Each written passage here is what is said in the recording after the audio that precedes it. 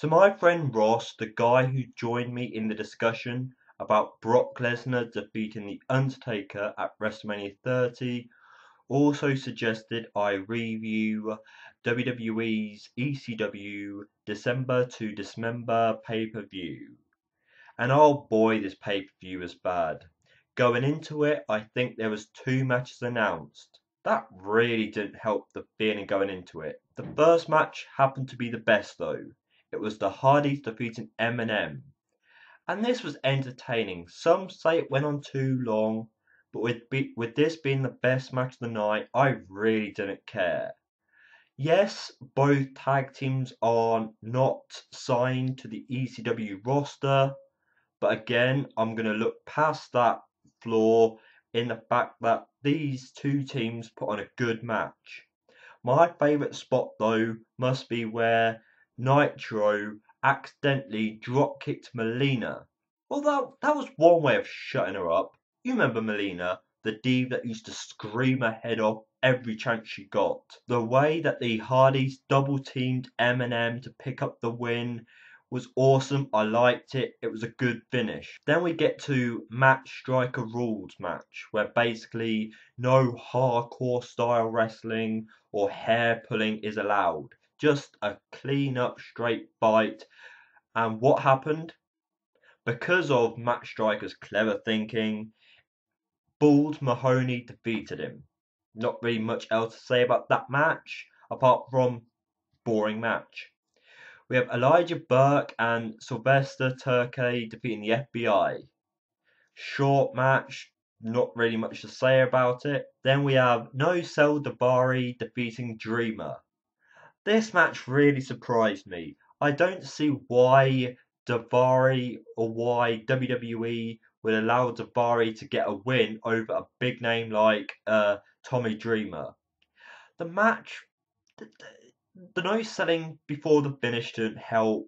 Carly getting sent away, that was the big kick off the match. With Carly out the way, the match just got worse. But the highlight of this was back then, Carly was actually seen as a monster before he changed his trousers to pink and then became worse. Then we have Kevin Thorne and Ariel defeating Mike Knox and Kelly Kelly after Mike Knox walked out on Kelly Kelly and then Ariel picking up the win.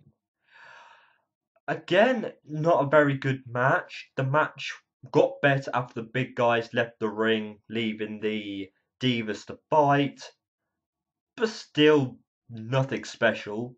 And then after the match, you have Sandman, who I think was scheduled to face Hardcore Holly, come out and attack Kevin Thorne. This could be seen as a cheap way to get the Sandman back into the pay-per-view. He's an ECW name. It was great to see him do what he does with the kendo stick and get a TV spot, go into the crowd and get a positive reaction.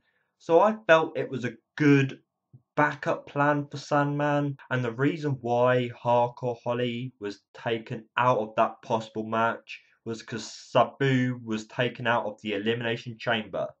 So many things seem to be going wrong in this pay-per-view, and the main event didn't get any better.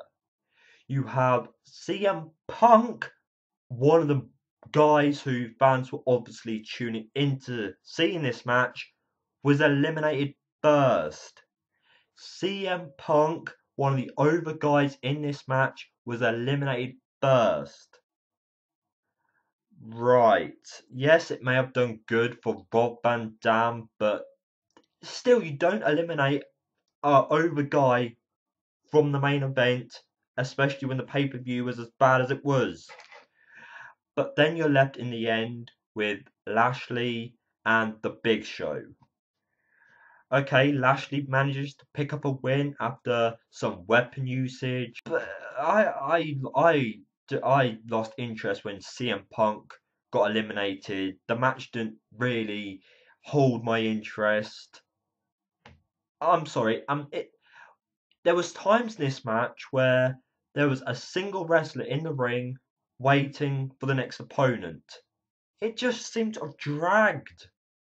And then because of the pay-per-view build-up and the planning of it, Lashley's ECW Championship celebration was rushed. Well, I'm just going to end this review. I'm sorry, I compliment the first match. I compliment seeing a few good spots in this pay-per-view. But overall, no, no, no. Please share your thoughts. I really look forward to reading your comments in the comment section below.